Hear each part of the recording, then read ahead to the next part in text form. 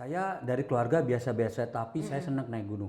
Naik gunung itu sebenarnya mahal. Mahal dalam arti kan ada perpindahan dari Jakarta ke Cibodas, itu kan pakai kos. Di akun Kagua itu sebenarnya saya berkenalan dengan pelatih legendaris yang orang-orang naik gunung.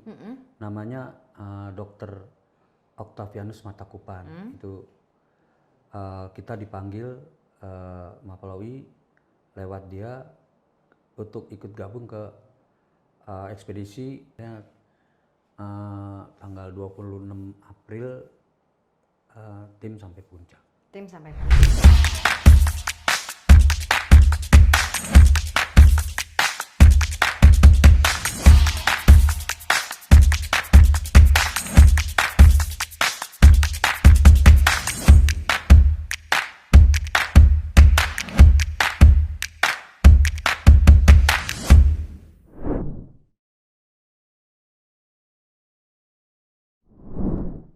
Halo Rope to Rope Channel, Sari Widuri sekarang dengan Ripto Mulyono. Gue manggilnya Kak Ripto ya. Bebas. Bebas ya? Iya. Oke. Ripto boleh, Mul boleh. Ripto boleh, Mul boleh. Tapi yang lebih populer siapa? Dua-duanya. Dua-duanya populer ya? Oke. Kak Ripto. Kak Ripto aja kayaknya enak di mulut tuh udah enak. Agak Jawa ya? Hah? Agak, itu mas kalau misalnya. Ya, jadi Kak Ripto ini adalah pendaki gunung yang sudah puluhan kali ya mendaki Everest, Aconcagua, Kartens gitu kan. Sebenarnya bukan itunya, bukan sampai di situnya, tapi awalnya gimana sih sampai banyak sekali cerita, banyak sekali prestasi yang ada. Oke. Waktu kecil tuh seperti saya apa? ralat dulu. Jangan bilang puluhan kali naik Everest, jangan. Naik Everest tuh nggak mungkin orang puluhan kali karena mahal. Jadi puluhan kali naik gunung-gunung tinggi atau apa. Iya. Itu. Oke. Nah, gimana bisa sampai begitu tuh gimana? Mau Dari kecil itu dari sebenarnya cita-citanya apa sampai hobi naik gunung? Dari Orok. Gitu. Dari Orok. Dari Orok ya. Oke, gue lahir di Pelabuhan Ratu. Iya. Bukan daerah gunung, tepatnya di Jampang Kulon. Karena bokap lagi ada job dari Presiden Soekarno kali, suruh buat apa Samudra Beach Hotel. Iya. Kalau pernah dengar kan Samudra Beach Hotel, tempatnya Kiloro Kidul ya, di nggak boleh pakai baju hijau tuh katanya. nomor 13 ya. Jadi gue lahir di situ. Terus kemudian ke Jakarta sampai sekarang ini. Jadi cuma numpang lahir doang di Jampang Kulon, Sukabumi, terus besarnya di Jakarta. Oh, dari kecil berarti sudah Jakarta. di Jakarta. Ya. Bandel kelihatannya ya Kak Ripto nih ya. Bandel sih enggak, cuma ya lincah lah kalau anak kecil. Lincah. Itu kata yang apa pengasuh. Nah, bandel, benar juga bandel sih, karena aku pernah nih tangan nih. Sampai sekarang masih ngecap. Itu karena apa? Ketika suruh pulang kan dulu aku tinggal di daerah Selipi, di apa yang sekarang jadi Polres itu, dulu rumah di pinggir jalan, protokol Es Parman. Aku suruh pulang nggak mau, ternyata ada pagar yang ada kawatnya, nancep terus tarik. Ih, kenapa bisa begitu? Tuh. Umur berapa itu? Umur sekitar 6 tahunan, 6 tahun kayaknya. Kata pengasuhku aku bandel. Oh. Itu. Tapi sebenarnya baik hati. Nah, kemudian remaja berarti di Jakarta dong, udah daerah Selipi itu? Iya, daerah Selipi. Udah mulai suka naik gunungnya atau siapa tuh yang mengajak? Oke, naik gunungnya sekitar tahun 80-an itu yang ngajak sepupu. Jadi walaupun aku di Jakarta tapi saudara ibu sama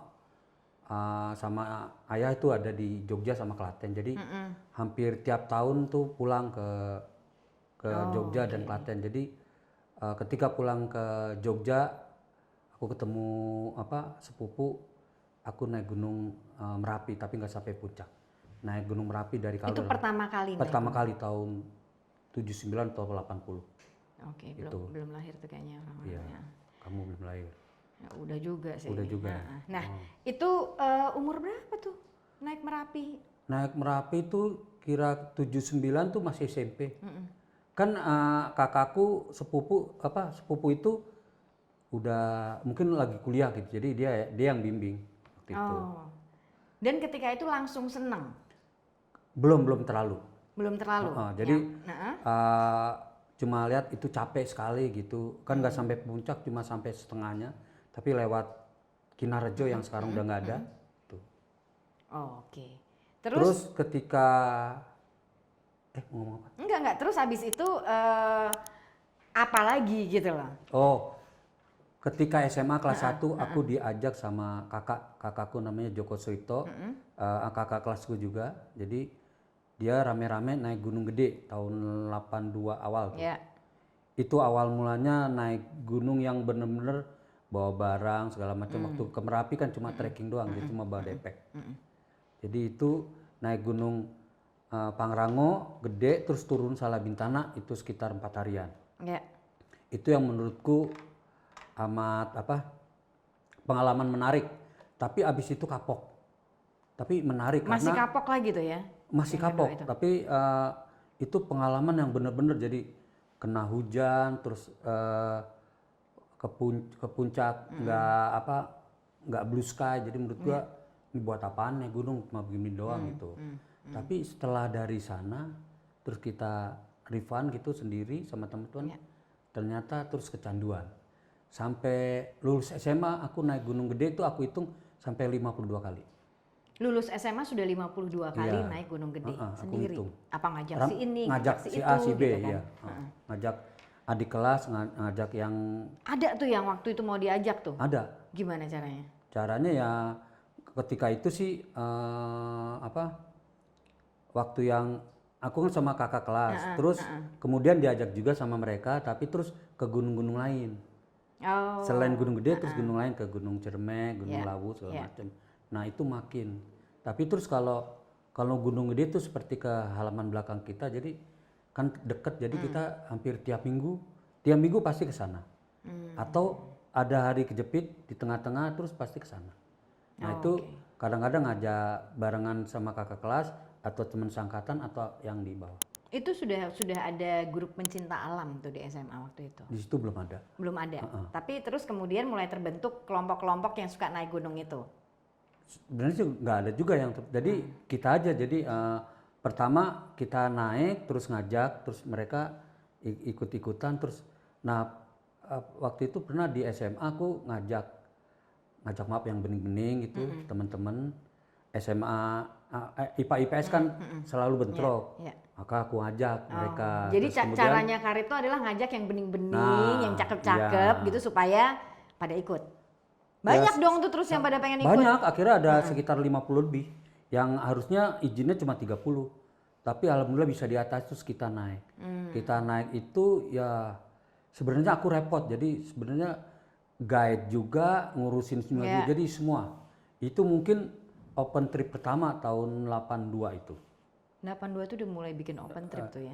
Sebenarnya open tripnya dalam tanda petik nggak komersial, jadi cuma ngajak temen, ya mereka urunan, tapi aku nggak urunan. Jadi aku yang nge-rate, udah itu doang, nggak ada margin, nggak ada apa. Ya, jadi yang penting bisa naik gunung. Iya, aku nggak nyusahin orang tua. Nggak nyusahin, free sambil gitu. ngajak teman-teman. Iya, gitu kan. itu. Itu terus berlangsung tuh sampai. Itu berlangsung terus sampai aku lulus, jadi mereka suka ngontak. Bang Ripto, ini dong naik gunung yang aku udah lulus kan, terus datang terus mereka kumpul-kumpul beramai-ramai ikut terus naik bareng. Oke. Sampai akhirnya selesai SMA masih suka naik gunung, masih ngajak kelompok-kelompok itu sampai kuliah. Iya, sampai kuliah. Sampai kuliah kan terus aku masuk Mapala. Nah, ketika masuk Mapala mulai lebih serius lagi dong berarti. Iya, jadi lebih banyak yang didapat juga kan berarti. Nah itu gimana tuh ceritanya? Aku merasa ketika masuk Mapala aku udah punya modal dan arti naik gunungnya udah seluruh jauh udah. Jadi waktu itu naik gunung waktu SMA tuh punya target. Apapun ada uang nggak ada uang tetap jalan. Jadi waktu itu nggak kayak sekarang. Jadi waktu itu yang penting motivasi, keinginan kuat. Misalnya aku ke Semeru nggak punya uang, ada beberapa orang kita naik truk. Oh gitu. Jadi sampai naik truk itu sampai kita ketemu senior dari tram namanya Edmond, Rolando Edmond. Itu mereka yang ngajarin aku, nih Rip, kalau lu mau naik mau naik truk ke sini gitu. Dia ngajarin itu.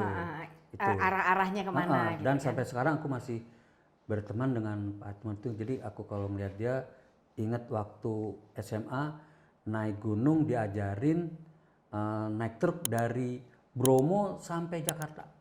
Dari Bromo sampai Free. Jakarta naik truk tuh. Free. Ganti-ganti, pindah-pindah. Ganti-ganti. Malah sampai kita Berberapa itu? kita berempat. Kita sampai dapat supir truk yang bagus, kita diajak main ke rumahnya, terus diajak jalan-jalan. Waktu itu ke rumahnya di Gresik, kita diajak jalan-jalan ke makam Sunan Ampel apa Sunan Bonang gitu. Kita akhirnya terus kemudian berapa tahun kemudian, 20 tahun kemudian terus saya datang segala macam, terus silaturahmi. Malah berteman ya, Iya, malah punya teman. Nah, itu. kemudian sampai tadi kuliah tetap naik gunung sampai akhirnya punya punya kegiatan macam-macam sampai akhirnya bisa naik gunung-gunung salju tuh gimana ceritanya? Kalau pertama kan emang masuk Mapala itu kan udah pasti yang di benak kita, pasti ada kegiatan yang eksekusi ke Jayawijaya. Itu kan di Mapala saya lihat kan di literaturnya tuh waktu angkatan saya tuh hampir tiap angkatan itu pasti ke sana. Udah seperti istilahnya rutinitas lah.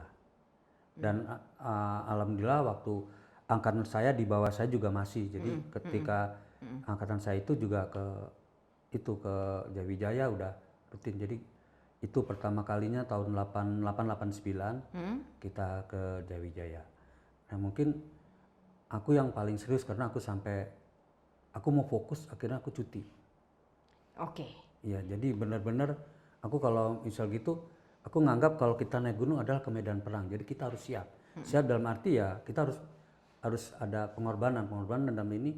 Gue ngorbanin kuliah dulu, toh juga nggak ada masalah nanti. Yang penting kan bakti kita ke orang tua lulus. Aku lulus, tapi 8 tahun nggak ada masalah juga. Orang tua juga mau nggak masalahkan lulus atau enggak. Nggak nanya IPK berapa, yang penting lulus. Pakai toga udah beres kan. Itu kewajiban kita. Ketika lulus ya. Nah kemudian ketika cuti itu apa yang dipersiapkan untuk ke Jayawijaya waktu itu? Jadi ya latihan fokus. Jadi nggak ada tuh terus kegiatannya selain latihan naik gunung, terus latihan tebing kan ke Klaten itu manjat ya, terus latihan tebing segala macam tuh. Jadi benar-benar fokus 6 bulan. 6 bulan akhirnya berangkat sampailah di puncak Jayawijaya. Iya. Oke. Setelah itu apa lagi? Pendakian apa? Seven Summit itu tahun berapa ya? 89 itu di Mapala itu udah ya? ada Udah program ada. Seven Summit. Jadi suka nggak suka ya pertama kali ide Seven Summit yang mengadopsi dari pendaki Kanada Patrick Murray itu ada Mapalawi. Jadi Mapalawi mencanangkan program Seven Summit. Itu. Akhirnya berangkat juga nih Karipto nih. Untuk persiapan juga untuk itu tuh. Kalau yang itu enggak, aku yang pas akon aja tahun. Yang akon ke gue itu gimana ceritanya tuh? Kayaknya tuh banyak banget tuh ceritanya.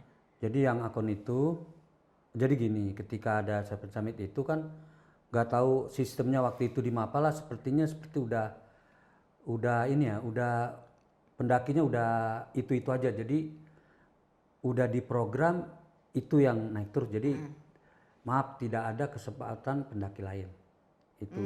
Itu sebenarnya sih salah satu menurut saya itu kelemahan di organisasi. Karena itu aja tuh akhirnya setelah mereka lulus nggak nerusin. Oh, oke. Kalau malah misalnya ada yang dia ikut Seven Summit sampai 2 atau 3 kali, tapi setelah lulus ya udah lupa.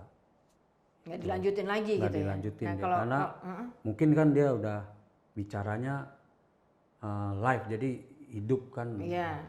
Udah selesai, udah banyak lagi tuh Iya. rencana-rencana yang Nah lain. kebetulan kalau saya tetap fokus, apapun hidupnya ya di outdoor, dalam arti ya yang penting happy. Jadi mau kaya mau itu ya aku tetap, kalau beberapa senior saya bilang di Jalan Samurai. Jalan Samurai Apa itu, tuh Jalan Samurai? Jalan Samurai itu ya kita hobi naik gunung, tapi terus di benak kita ya gimana kita menghasilkan uang atau cuan dari gunung. Ya aku akhirnya memilih jadi guide. Menjadi guide, kemudian open trip, bawa orang gitu atau gimana? Setelah guide enggak, karena open trip tuh mungkin istilah sekarang. Jadi waktu itu saya juga nggak bilang open trip, saya cuma mengajak teman-teman yang nggak punya akses, karena saya punya akses, terus saya punya ini ya, terus kita rame-rame ke sana gitu. Nah, pertanyaannya adalah akses itu didapat dari ketika di Mapala itu ada kegiatan-kegiatan tersebut atau? Waktu yang saya ngajak teman-teman yang kalau dibilang open trip itu kan waktu SMA. Itu SMA. Nah, Jadi tahun 80-an itu saya dari keluarga biasa-biasa, tapi saya senang naik gunung. Naik gunung itu sebenarnya mahal dalam arti kan ada perpindahan dari Jakarta ke Cibodas, itu kan pakai kos. Betul. Saya ngitungnya itu. Ada transportasinya segala gitu macam, kan, ada masih makanan. berangkat. Kebetulan saya ibu saya punya toko kelontong, mungkin saya colong-colong sedikit, bukan colong, istilah ngambil tidak izinnya setelah pulang, Bu. Diambil lah makanan-makanan itu ya. Terus dimarahin mungkin kalau ngambil, lah kenapa baliknya nggak ada makanan gue ya? ya paling ya, kan sama anak apa-apa juga. Maksudnya saya cuma ngambil, tapi terus baru, Bu, mana ambil itu ya? Terus gimana? Mau minta balikin lagi kan udah dibawa ke gunung. Iya. Tuh. Itu salah satu sebenarnya saya naik gunung jadi nggak merepotkan, dalam arti ya saya waktu itu mungkin dikasih uang jajan terbatas kan segala macam, makanya terus saya punya ide, yuk naik gunung sama gue, tapi lu inin gue ya. Pokoknya Oh iya, persiapannya rame-rame, sekian. oh iya, rame-rame 60 orang, mereka nggak terasa malah. Iya. Misal patungan waktu itu kan patungan misalnya 5.000 mungkin sekarang 50.000 gitu. bisa 250.000 lah istilahnya. Kan sama buat transport segala macam. Itu juga bukan saya yang ngurus, ada cewek biasanya di situ. Si bening-bening itu tadi. Ya, nggak juga. Nggak juga. Tuh, jadi mereka yang atur-atur segala macam. Pokoknya saya terima jadi, saya nggak ngeluarin uang. Tapi mereka juga senang sekali karena saya kan udah istilahnya berkali-kali, jadi mereka merasa aman. Orang tua juga yang kenal, oh sama Mas Rip, oh aman gitu. Iya, Itu aja. Oh populer juga berarti ya lu di orang tua pada saat itu ya. Ya ada beberapa Sama aku Kak kenal. Ripto gitu ya. Iya. Nah, gue penasaran dengan yang ke akun Kak gue itu persiapannya tuh gimana dari awal, kemudian latihannya, timnya kan mesti diatur, di manage dengan sangat baik gitu loh.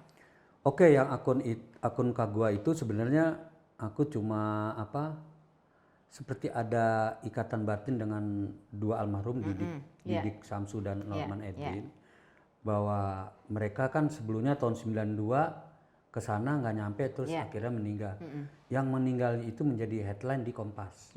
Kebetulan mereka itu wartawan grup Kompas, satu dari majalah Jakarta atau JJ kalau masih ingat, terus satu lagi dari Kompas, dari Kompasnya. koran itu jadi jadi headline, dan itu sampai di Cendana tahu, akhirnya evakuasinya sebenarnya mahal sekali, akhirnya dibantu mereka. Oh, jadi pada saat itulah akhirnya Kak Ripto Jadi sebenarnya kalau branding itu, Mapala itu tersorot hampir tiap hari di majalah paling bergengsi kan, Kompas. Itu di headline sebelah kanan itu depan jadi lah gitu ya. branding semua segala macem. Tapi terus kemudian setelah mereka balik segala macam, terus kita ada ide ke sana itu juga terpacu oleh ada selentingan dengar tim Yayasan Putri Indonesia mau ke akun Kak gua. Sana juga. Terus kedua, tim EPTI mau ke akun Kak gua dan Fitzroy di Patagonia. Nah, ketika itu aku ngeluarin ide ke teman seangkatan nanya, Mas Tantio Bangun itu dia wartawan Matra waktu itu. Ya udah kita buat. Akhirnya kita merencanakan berdua. Jadi aku ngurusin tenis, dia ngurusin fundraising. Tuh. Dan fundraisingnya itu waktu itu kita ngijon tulisan. Jadi misalnya ke Kompas, ke Matra, uangnya dapat duluan, tapi terus kita tulisannya belakangan. Terus masih belum mencukupi juga dananya, akhirnya kita dapat uang dari Badan Pengurus Mapala UI. Waktu itu ketuanya Mas Rudi Beca.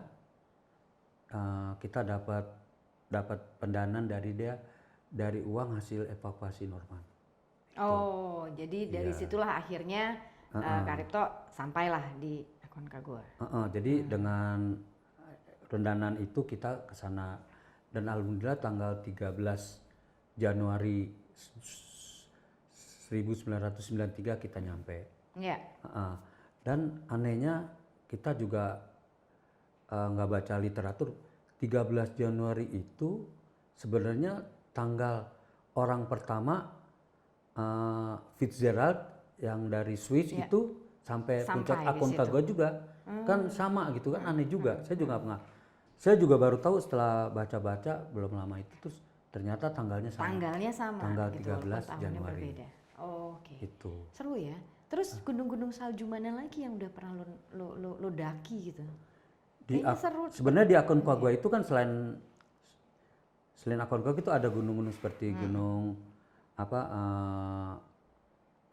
Amikino, terus ada beberapa gunung kita naik ke situ juga. Yang ketinggiannya hampir 6.000-an gitu. Tapi itu kita biasa buat aklimatisasi. Jadi waktu kita ke Akon kita naik 2 gunung lagi, Amikino sama saya lupa satu lagi gunung yang trekking peak 5.000-an. Setelah itu kan kayaknya udah paling topnya ya, enggak? Topnya atau ada lagi? Ada waktu itu saya di akun Kagua itu sebenarnya saya berkenalan dengan pelatih legendaris yang orang-orang naik gunung, namanya Dr. Octavianus Matakupan. Itu kita dipanggil Mapalawi lewat dia untuk ikut gabung ke ekspedisi Everest Indonesia yang di Prakasya sama Kopassus. Itu kita gabung. Itu tahun berapa tuh? Itu tahun 96. Oke, berarti 96 persiapan dong untuk ke 96 itu ketika sudah gabung menuju ke Everest. Oke, sebelum ke Everest itu aku sehari-hari waktu itu dari pertama lulus itu dari tahun 91 sampai yang dipanggil ke itu aku guide ke Kartens. Jadi ketika aku dipanggil waktu tim Everest Kopassus itu aku udah 15 kali naik. Udah 15 kali Kartens.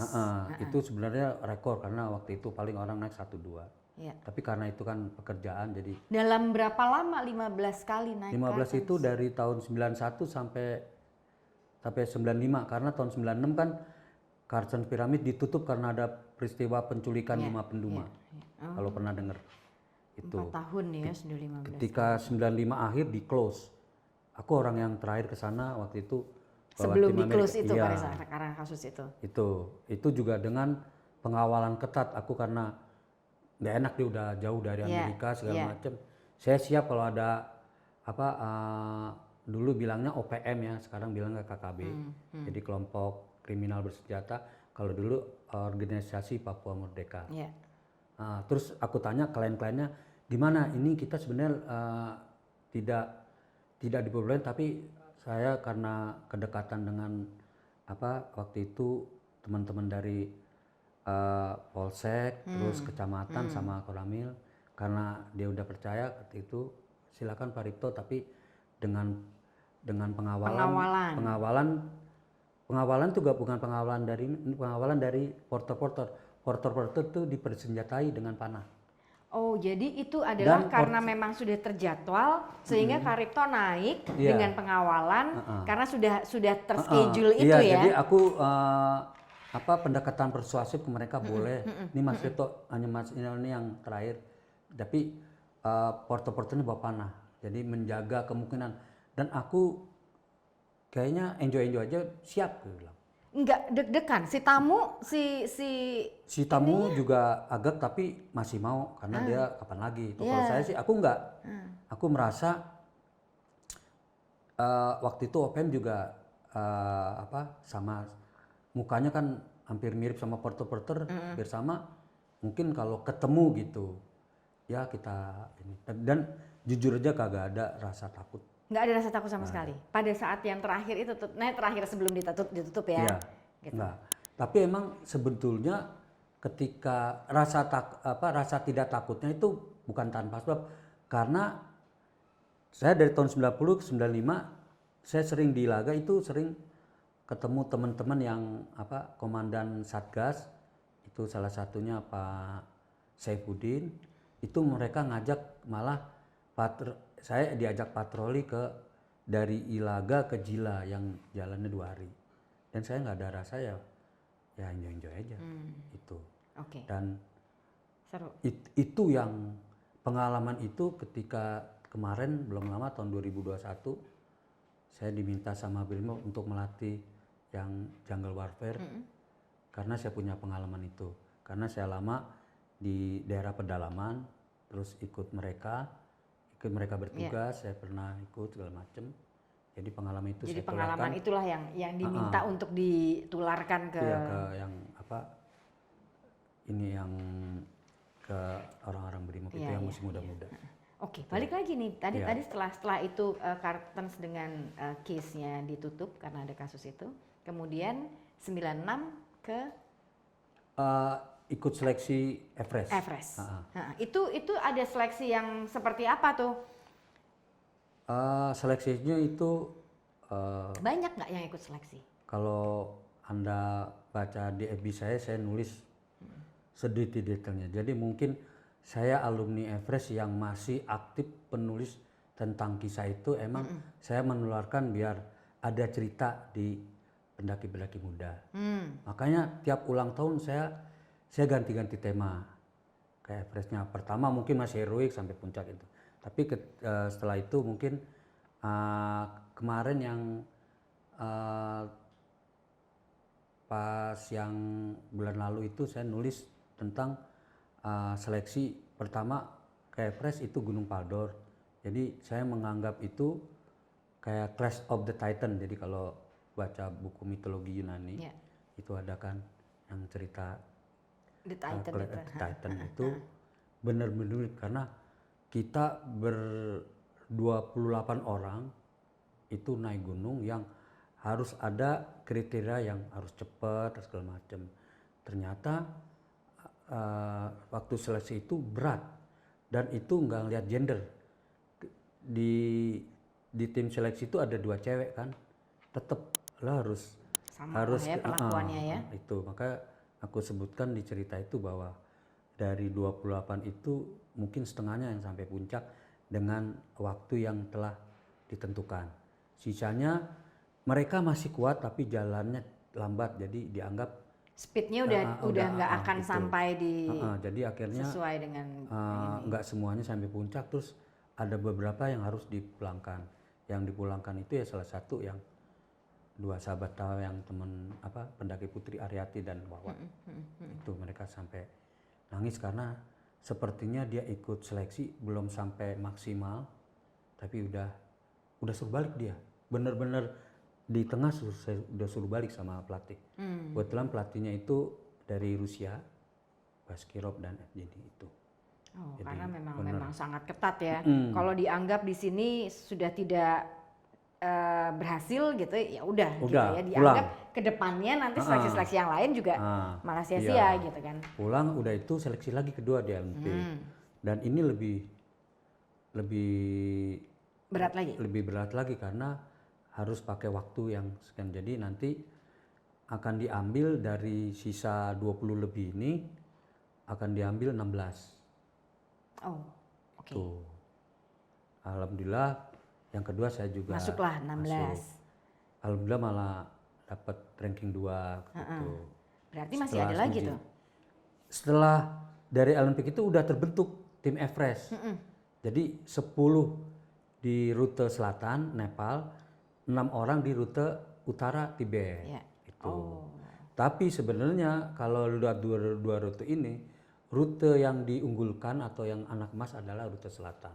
Dan Kak Ripto di situ dong. Saya di situ. Itu. Tapi emang di situ istilahnya rivalitas sama apa persaingan Kompetisinya tuh kenceng banget tuh kenceng pasti tuh. banget, iya.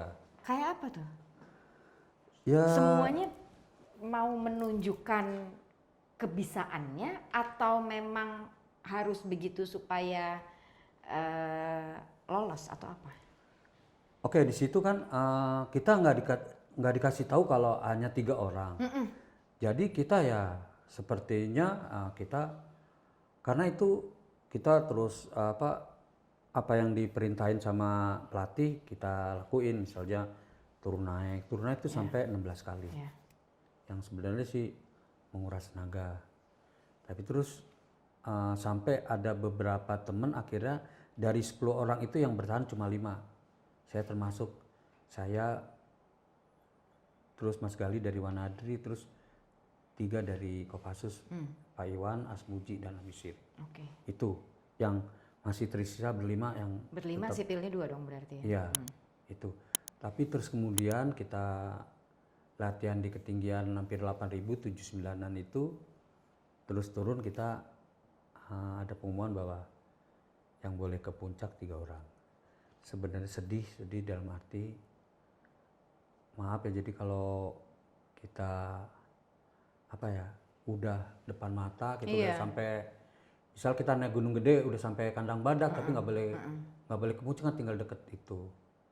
Tapi saya ambil hikmahnya, aku kan istilahnya nebeng tuh istilahnya kita diajak, jadi ya inilah tuh dirilah, jadi ya suka nggak suka tetap kita dukung. Akhirnya tanggal 26 April tim sampai puncak. Tim sampai puncak. Dan ini adalah bentuk dari kerja kerasnya tim dong ya. Iya, Maksudnya memang bukan masing-masing tapi tim ini sudah melewati banyak, dan Kak Ripto sendiri kan juga melewati banyak yang lainnya berguguran sampai di 5 ini gitu kan. Hebat ya. Hebat ya lo. Apaan? Biasa ya hebat biasa ya. Oke. Ada lagi nggak yang lebih seru lagi dari ini? Kayaknya seru banget. Yang lebih seru lagi sebelum kita udahan. Sebenarnya sih di Everest itu sampai puncak, tapi kita 55 hari di sana. Iya. Kita tidur di atas gundukan es, terus kita kita melewati Kumbu Icefall yang setiap saat esnya bergerak. Dari pertama takut akhirnya kita main-main di situ. Biasa ya. Main-main juga nggak apa, kita tetap safety segala macam. Jadi akhirnya kita bisa melewati yang sebenarnya tempat paling berbahaya di Gunung Everest di rute selatan adalah Kumbu Icefall. Kita bisa istilahnya kayak apa? Jadi apa? Ini kita jalan di tumpukan es, tapi es itu kan rapuh. Betul. Cuaca agak panas dikit dia terus gerak. Maaf kalau kita di atas kan bisa aja terus ikut longsor gitu ya. Segala macam. Nah itu kita bisa lalui. Itu terus kemudian kedua ada namanya avalanche. Avalanche itu pertama kita takut karena kayak longsoran lanah, tapi ini es. Itu berapa kilometer itu asapnya asap es tuh. Itu pertama kita takut sekali, tapi lama-lama itu akhirnya jadi sebuah atraksi buat kita. Tapi dengan tetap waspada dari jarak berapa kita melihatnya itu akhirnya hambatan-hambatan di gunung es kita bisa apa ya? Lalui kita ya. bisa bukan kita bisa hadapi temannya ya kita hadapi dan bisa jadi menerimanya tuh tadinya jadi hambatan sekarang kayaknya temen gitu. Jadi temen ya. Iya itu. Oke. Temen dalam arti tetap waspada. Bersahabat ya dengan Iya, dengan kita hambatan-hambatan bersahabat. itu Nah, ya. jadi bukan dilawan. Ya. Kan ada yang kali itu ada Jadi longsoran ketakutan, salju, jadi dijauhin. Gitu. malah didekatin, konyol itu kan. Itu, seperti itu. Jadi 55 hari itu kita matang, sebab ala expert kita menaik gunung salju. Di tim itu 10 orang itu udah expert. Jadi memang seleksi-seleksi yang terdahulu itu memang akhirnya dibungkus selama 55 hari ini menjadi lebih matang gitu ya sesungguhnya ya. Segala macam. Jadi kita dari teman-teman yang di Kopassus kan dia kan benar-benar nol pengalaman saljunya. Kalau saya dan tim sipil Ogun sama Gali sama Beca pernah ke gunung salju. Malah saya sering gitu. Jadi mereka itu tadinya istilahnya Nora ada lihat salju segala macam, akhirnya sekarang malah bisa berkawan akrab dengan salju. Nah, ini kan kayaknya serius banget, lo bisa juga ya serius ya. Bentar ya. Lo bisa juga lo serius, sering banyak ngomong ya, jadi haus ya. Ada yang lucu nggak? Kejadian-kejadian yang apa ya maksudnya? Oh ada. Jadi gini. Seru gitu. Ada, saya punya teman militer. Namanya Mas Darlin, itu dari Ambon. Dari logatnya aja kita bisa udah tahu lah ya, udah ketahuan. Ambon ya. Mamai gitu. Iya. Mas Ripto, saya kepala pusing terus ini, nggak hilang-hilang. Kenapa? Nanti besok setelah selesai Everest ini, saya kalau ada ekspedisi salju lagi, saya lebih baik tembak kaki biar tidak dipilih gitu. Sampai sebegitunya. Dia bilang lebih baik saya operasi di waktu itu masih Timur atau di Aceh. Jadi karena musuh yang dihadapi dirinya sendiri, karena dia pusing nggak hilang-hilang segala macam, akhirnya sampai dia berucap sewaktu-waktu kalau ada dipanggil lagi dia nggak mau, mending lebih baik dia mendingan ngadepin yang jelas di depan mata daripada dia harus ini ya. Itu sih sebenarnya yang menurut saya sampai sekarang saya kalau ingat-ingat lucu gitu. Padahal Om Darlin ungkapkan itu ketika kita lagi jalan di es gitu, ambil keluh kesah. Iya. Dia mendingan suruh perang beneran itu daripada jalan di es. Tapi nih, juga, ini juga apa ya, kita 6 bulan lebih dengan teman-teman itu yang tadinya kelihatannya gahar, tapi akhirnya kita bersahabat sampai sekarang. Ya.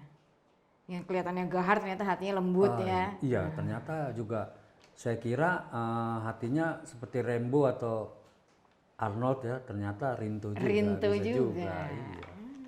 Ya. Ternyata Ripto juga. Oke, seru sih.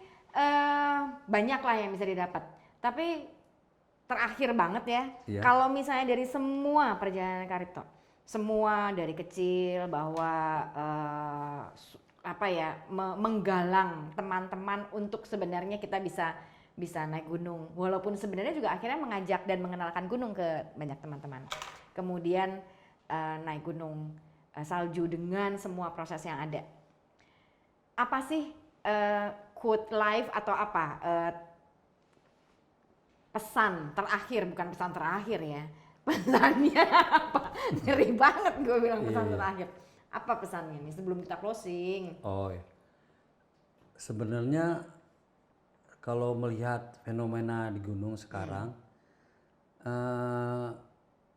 yang naik gunung banyak ya. Itu saya nggak membayangkan dulu waktu ketika saya memilih gunung sebagai pelarian untuk aktivitas saya waktu masa remaja gitu. Itu segala macam. Saya melihat sekarang tuh gunung itu seperti bisa memberi manfaat ke masyarakat sekitar. Saya nggak bisa bayang itu. Oke, Gunung Cikure ya, saya pernah tahun 80-an ke sana. Tapi sekarang kalau Sabtu Minggu naik gunung itu bisa 1.000 atau 600 orang. Betul. Bayangin. Gunung padahal ya maaf saya selalu frontal gitu. Ya kurang indah lah itu menurut saya. Itu Gunung Kencana. gunungnya apalagi itu udah favorit dari dulu. Iya, iya. Itu sekarang ternyata menjadi apa ya?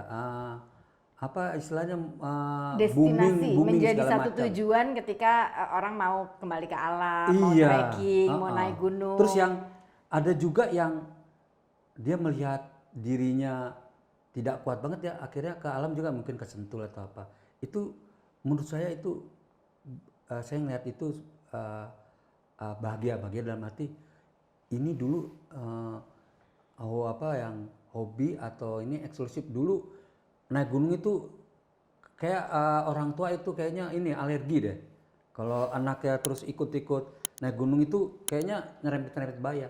Tapi kan sekarang enggak jadi itu. Semua sudah lebih safe. Terus juga aku bahagia sekali jadi aku juga bisa nularin virus ke anak aku yang cewek. Yang sekarang kuliah di UNJ terus masuk pecinta alamnya Eka Citra. Oh, namanya Rizka Himalaya Gandaki.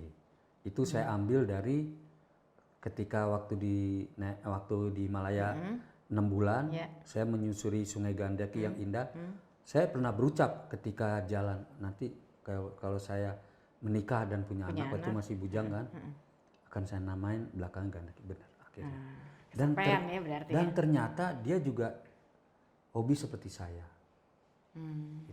Itu yang saya juga agak kaget juga, maksudnya walaupun dia sedikit telat karena baru SMA kelas 2 baru dia ikut-ikut saya, terus kemudian melihat alat-alat saya cukup segala macam. Sekarang dia yang nyimpen. Dia yang nyimpen dan dia yang pakai dong. Iya, itu. Oke, Kak Rito, thank you. Seru, kapan-kapan cerita lagi mengenai kehidupan yang lain. Belum kelar tuh tadi bagaimana mengenai yang dayang-dayang kan juga segala macam. Thank you, sukses terus. Tetap naik gunung tapi yang pasti happy ya sekarang ya. Karena banyak orang-orang terus kembali ke alam, mulai naik gunung gitu kan ya. Thank you, kita akan balik lagi, akan cerita lagi. Kak Rito, terima kasih sudah hadir di Rope to Rope dan jangan kemana-mana, tetap di Rope to Rope channel.